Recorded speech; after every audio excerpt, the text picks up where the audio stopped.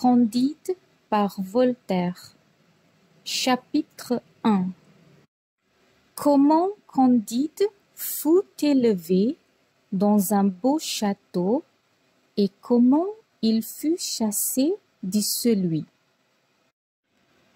Il y avait en Westphalie, dans le château de Monsieur le baron de Tandetentranck, un jeune garçon à qui la nature avait donné les mœurs les plus douces.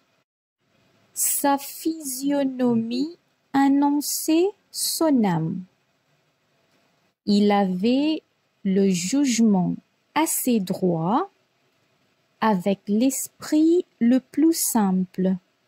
C'est, je crois, pour cette raison qu'on le nommait Candide. Les anciens domestiques de la maison soupçonnaient qu'il était fils de la sœur de Monsieur le baron et d'un bon et honnête gentilhomme du voisinage que cette demoiselle ne voulut jamais épouser parce qu'il n'avait pu prouver que 71 quartiers et que le reste de son arbre généalogique avait été perdu par l'injure du temps. Monsieur le baron était un des plus puissants seigneurs de la Westphalie car son château avait une porte et des fenêtres. Sa grande salle même était ornée d'une tapisserie. Tous les chiens de ces basses cours composaient une meute dans le besoin. Ces palefreniers étaient ses piqueurs. Le vicaire du village était son grand aumônier. Ils l'appelaient tous Monseigneur et ils riaient quand il faisait des comptes. Madame la baronne, qui pesait environ 350 livres, s'attirait par là une très grande considération et faisait les honneurs de la maison avec une dignité qui la rendait encore plus respectable. Sa fille, Cunégonde, âgée de 17 ans, était haute en couleur, fraîche, grasse, appétissante. Le fils du baron paraissait en tout digne de son père. Le précepteur Pangloss était l'oracle de la maison et le petit Candide écoutait ses leçons avec toute la bonne foi de son âge et de son caractère. Pangloss enseignait la métaphysico-théologo-cosmolonigologie.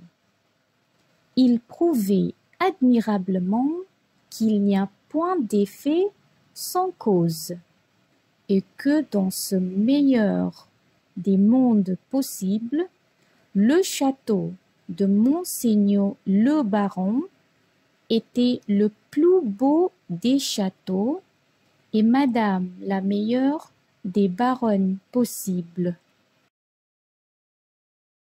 Il est démontré, disait-il, que les choses ne peuvent être autrement, car tout étant fait pour une fin, tout est nécessairement pour la meilleure fin. Remarquez bien que les nez ont été faits pour porter des lunettes. Aussi avons-nous des lunettes. Les jambes sont visiblement instituées pour être chaussées et nous avons des chausses. Les pierres ont été formées pour être taillées et pour en faire des châteaux. Aussi, Monseigneur a un très beau château. Le plus grand baron de la province doit être le mieux logé. Et les cochons étant faits pour être mangés, nous mangeons du porc toute l'année. Par conséquent, ceux qui ont avancé que tout est bien ont dit une sottise. Il fallait dire que tout est au mieux.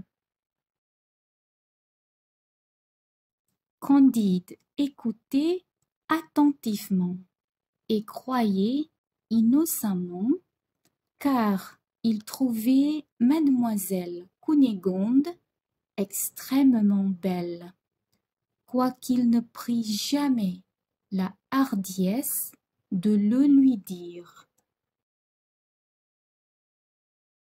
Il concluait qu'après le bonheur d'être né baron de Tandetentronckh, le second degré de bonheur était d'être mademoiselle Cunégonde, le troisième de la voir tous les jours et le quatrième d'entendre maître Pangloss, le plus grand philosophe de la province et par conséquent de toute la terre.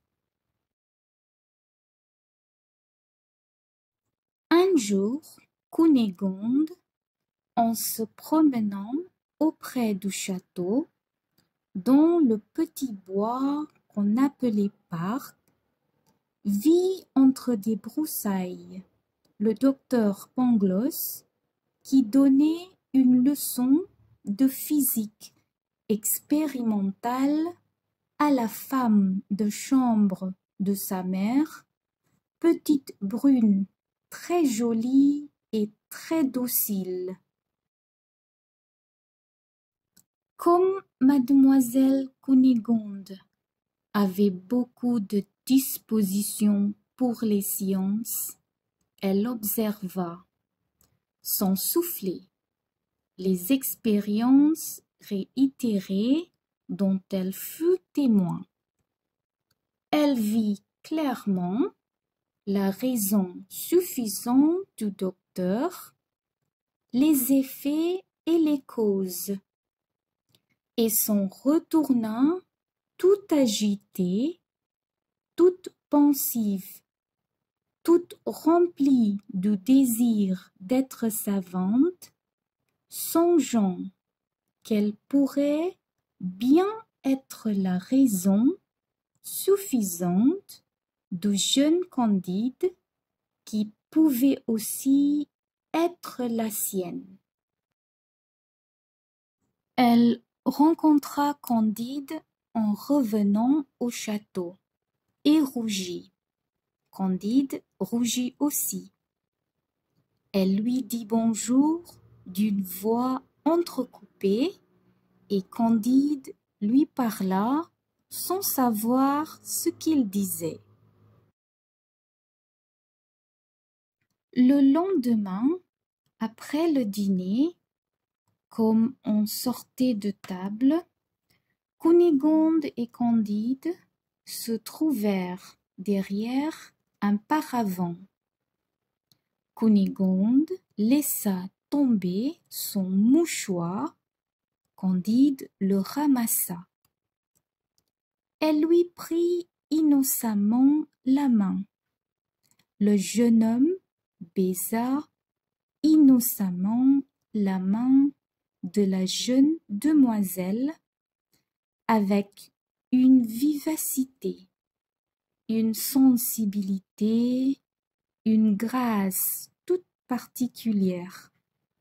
Leurs bouches se rencontrèrent, leurs yeux s'enflammèrent, leurs genoux tremblèrent, leurs mains s'égarèrent.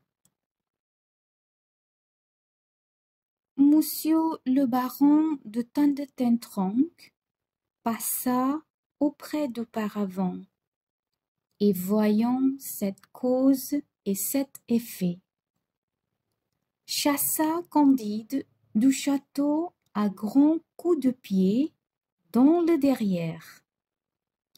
Cunégonde s'évanouit. Elle fut souffletée par Madame la baronne dès qu'elle fut revenue à elle-même, et tout fut consterné dans le plus beau et le plus agréable des châteaux possibles.